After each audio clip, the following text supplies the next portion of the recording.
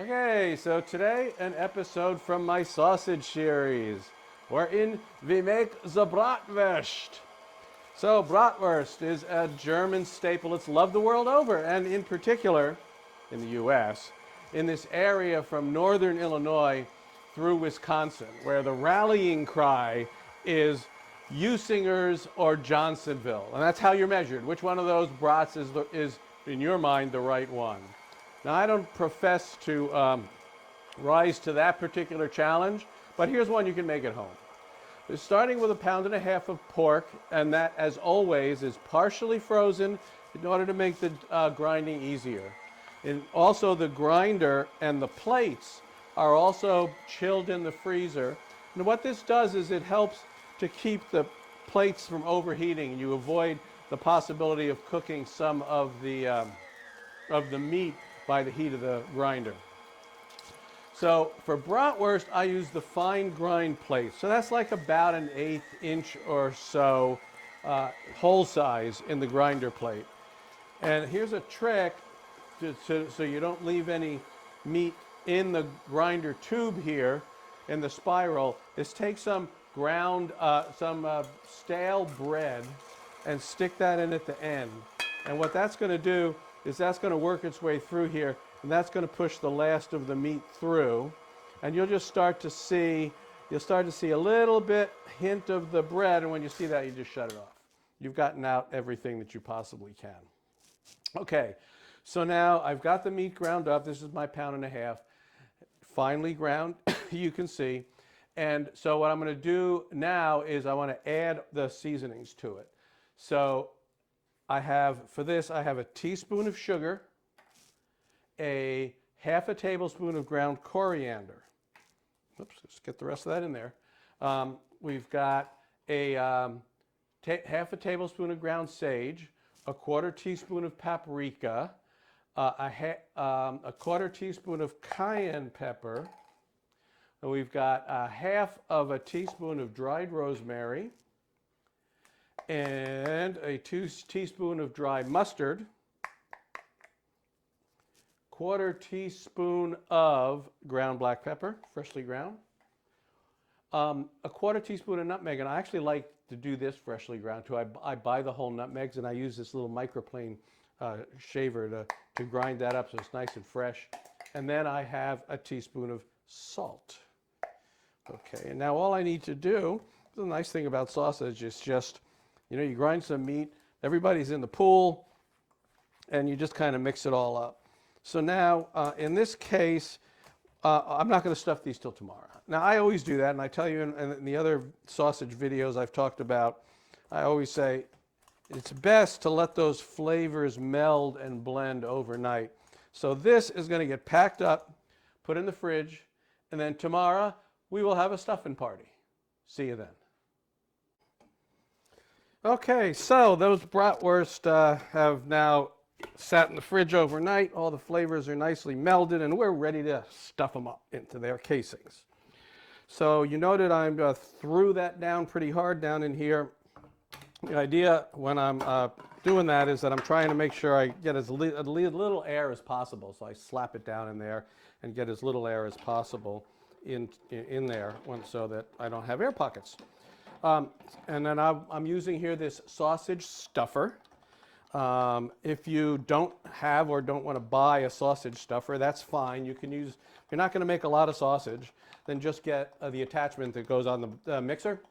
And so and that'll be just fine for you. But I prefer to do this. I make a lot of sausages, so I want to have something that works a little bit better than that.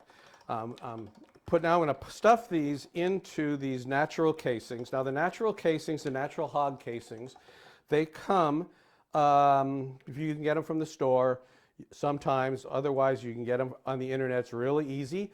And what you want to do is soak them. They show up packed in salt. So you need to soak them for at least a half an hour or so to get the salt off of them. I mean, the salt's a preservative, so this way they last a really long time in the fridge if they're packed in salt. So I know what you notice what I did here is that I got the sausage to come a little bit into the casing. Now I'm having slippy fingers a little bit into the casing so that I can get the air out on the end, and then I'm going to tie it off as close as I can to where the meat is. So you can see I got to tie it off, and now I can just go ahead and keep cranking. Now I want to make sure I help guide it through a little bit. You definitely don't want to overfill the casings. If you stuff them too much, then they can burst. So the idea is you want to guide it through so that you see I'm not letting it completely fill the casing, and it goes pretty fast actually once you get going, and then you can always correct it later. Oops, I ran out of casing. Well, that's fine. I can always do more later. So what I'm going to do now is I didn't have enough casing on there. I'll just do the rest of them later. So here I go. Just tie this off also at the other end. Get that tied off at the other end. Can be a little slippery. All right. And now I can turn this into links. And the way I do that is say, well, how many links do I want out of this? I don't know. I'm going to take 1, 2, 3. I'll do 6. All right. So I'm going to break them into 6. I just pinch them off at about the same length, like that. And then the way you make the links is you just twist them like this. Right? Now I got links. I do the next 2 over here.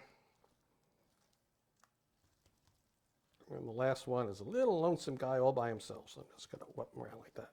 So I have six bratwurst out of this. Now the last thing I do before I get ready to cook them is I go ahead and I prick them like this with this little pricker, and that's to make sure that when you cook them they don't explode.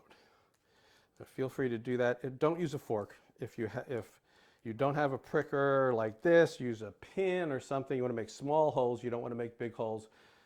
And that's pretty much it. They're ready to go. So I'll tell you what, let's do a serving suggestion later. We'll cook them up and I'll give you a possible way to serve them. So I'll see you then. All right, so let's finish the bratwurst episode on the back patio with a little grill action here. I've got them cooking up. They're going very nicely. Here we go. And what are we serving it with? This is with German-style potato salad. Right, and that is an episode that you're going to get to see next week. This week is all about the bratwurst. So let me go ahead. Oh, look at that. That's hot. You take this, put that on your plate like so, and then half of this one. Get on your plate.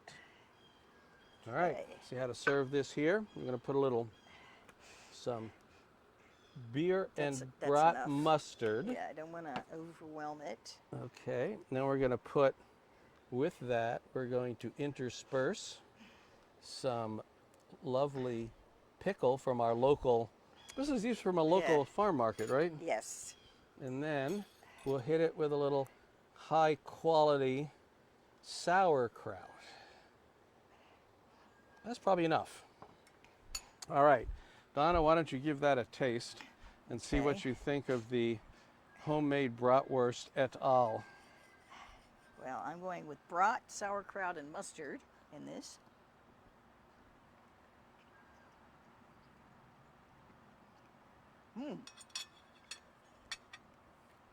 Wow, that's tasty. Oh, okay. Yeah. This will give those other brands a run for their money here.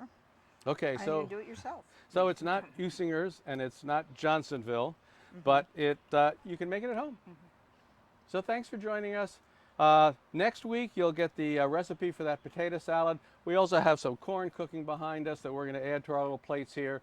So we'll see you next time.